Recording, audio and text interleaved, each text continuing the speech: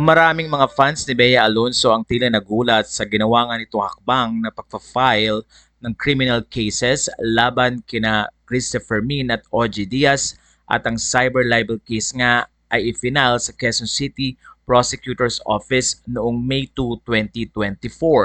Ayon na rin sa report ni Nelson Canlas, nag-file din ng complaint laban sa isang online basher na nagpe-pretend na close kay Bea Alonso. Ayon sa nilalaman ng affidavit ni Bea Alonso, siya ay biktima ng false, malicious, and damaging information na kung saan nga ay sa isang tao nang gagaling na nagpapanggap na close sa kanya.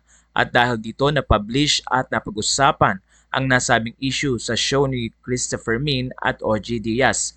Kasama sa mga nasabing insult na napag-usapan ay ang issue na hindi nagbabayad ng tamang tax si Bea Alonso.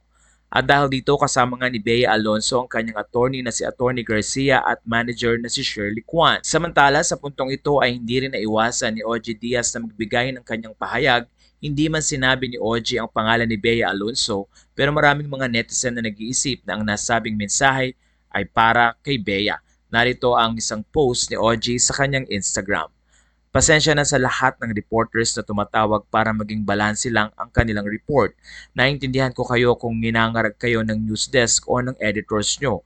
Makakarating din naman sa amin yan para sagutin sa takdang panahon. Pero eto ha, ayoko nang magpaka-plastic tulad ng lagi naming hinihirit sa OGD as Showbiz Update, sila pa rin ang gusto naming magkatuluyan sa ending. Sa puntong ito ay binabalaan naman ang mga vloggers na mag-report lamang ng totoo at huwag manira ng kapwa-tao.